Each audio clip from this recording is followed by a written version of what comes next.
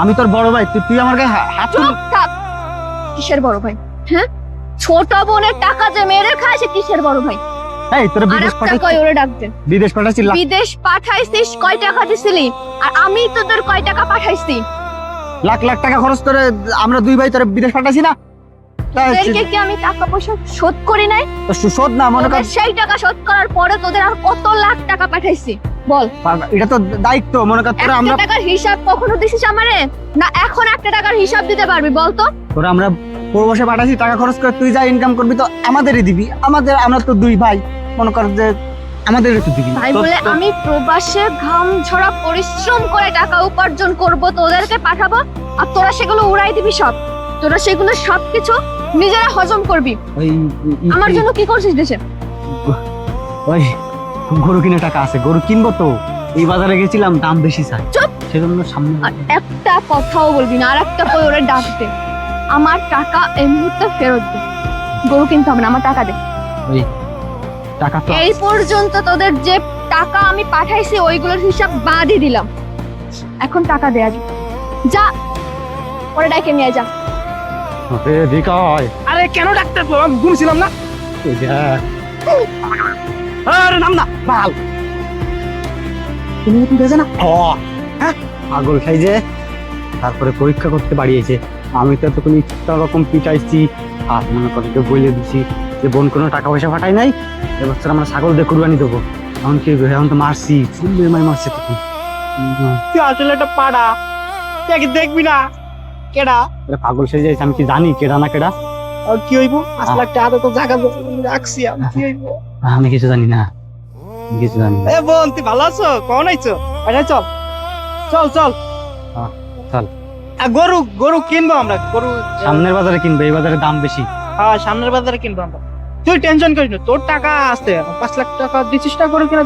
5 লাখ টাকা দিয়ে আমরা বড় বড় গরু কিনবো, বড় বড় এইরকম। চল চল চল। এই তোমাদের নাটক না বন্ধ করো, অনেক দেখছি তোমাদের নাটক। তোমাদের কেন বলতেছি, তোদের না রেসপেক্ট দেওয়াটাই উচিত না। তোরা রেসপেক্ট পাওয়ার যোগ্য না। কি মানে তোরা কি মানুষ আসলে আমি বুঝলাম না। আমি তোদের ছোট বোন, আমি তোদের ছোট বোন হয়ে আমি প্রবাসে কষ্ট করি, আর সেই টাকা দিয়ে তোরা বাড়িতে পায়ের উপরে পা তুলে বসে বসে খাস। তোদের কি এতটুকু লজ্জা করে না? এতটুকু লজ্জা শরম তোদের ভিতরে নাই?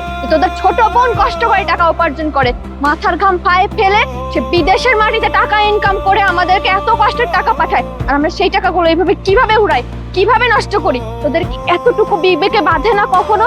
আর এতদিন তো শুধু আমার টাকা মেরে খাইছিস, এখন তোরা গরিবের হকও মেরে খাচ্ছিস। আমি তোদেরকে কুরবানির গরু কেনার জন্য টাকা পাঠাইছি, আর তোরা কিনা 2টা ছোট ছোট ছাগল কিনে আর বাকি টাকা হজম করে ফেলছিস। তোদের লজ্জা করে না? না তোরা কি মানুষ? দেখ তুই কিন্তু আমাদের ছোট বোন, তুই কিন্তু কথাবার্তা বললাম বেলাইন কথাবার্তা বলছিস। তুই টাকা নিয়ে কোন ধরনের কথা? শোন বলছি তো টাকা দিব না, টাকা তো আছে, গরু কিনবো, সামনের বাজারে গরু কিনবো। তুই এত উত্তেজিত হইস না। আর বোনের টাকা কারা খাইবো? আমরা, তোর তো আর কেউ নেই, আমরা ছাড়া তো আর কেউ নাই, বাইরে ছাড়া তো কেউ নাই। আমরা তো 3 ভাই বোন, তোর টাকা মানে আমার টাকা, আমার টাকা মানে তোর টাকা, তোর টাকা মানে ওর টাকা, ওর টাকা মানে আমার টাকা। আর 5 লাখ টাকা দিয়ে আমরা 2 ভাই টাকা রাখছি, আমাদের টাকা তো চোখ দেখায়, বুঝছ না ব্যাপারটা? আমাদের একটা ভবিষ্যৎ আছে না। আর ভাবছি এবার ঈদের জয়তে আইসিস, আমার একটা বন্ধু আছে না সিঙ্গাপুর থেকে, ও না এইবার ঈদের দেশে আসছে। ভাবছি ওর সাথে তোর বিয়ে দিতে, দেখতে মাশাআল্লাহ, কিন্তু মনে কর যে অনেক টাকা পয়সা আছে। শুধু একটাই সমস্যা, ছেলেটার এই যে রং একটু কালো, আর এই যে মাথাতে এইখানে একটু চুল নাই, আর এই যে পেটে। আর সব ঠিক আছে, সব টাকা পয়সাতে তোর সারা জীবন সুখে রাখবো, তোর আর চাকরি করে খাওয়া লাগবো না। শোন বোন, তোর একটা কথা বলি, এই কুরবানি দিলে তো মনে কর 5 লক্ষ টাকা দিয়ে দিলে তো মনে কর দেওয়াই হয়ে গেল কুরবানি। তা মনে কর ওর থেকে যদি 5 লক্ষ টাকা দিয়ে জায়গা রাখি, তাহলে তো মনে কর ভালো। এই ছাগল কিনছি 2টা, তো গরু কিনলে 2টা কিনতাম, ছাগল কিনলে 2টা, সবাই কম কম করে দিলাম, সমস্যা কি?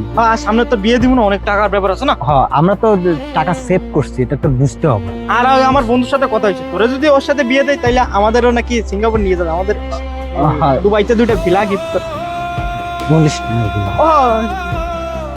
তুই এক কাজ কর, তুই ঘরে চল, আর ওর সাথে তাহলে দেখা করার ব্যবস্থা করো, ওরা আসতে বলে। হ্যাঁ আচ্ছা একটা কথা বলতো, তোরা আর কত নিচে নামবি? তোরা নিজেদের স্বার্থের জন্য এখন একটা বয়স্ক লোকের সাথে আমার বিয়ে দিতে চাচ্ছিস। তোদেরকে কি কম দিছি আমি? বলতো এই কয়েকটা বছরে তোদেরকে কম ইনকাম করে দিছি আমি, কম টাকা পয়সা পাঠাইছি? তাহলে কেন এখন আবার টাকার লোভে তোরা একটা বয়স্ক লোকের সাথে আমার বিয়ে দিতে চাচ্ছিস?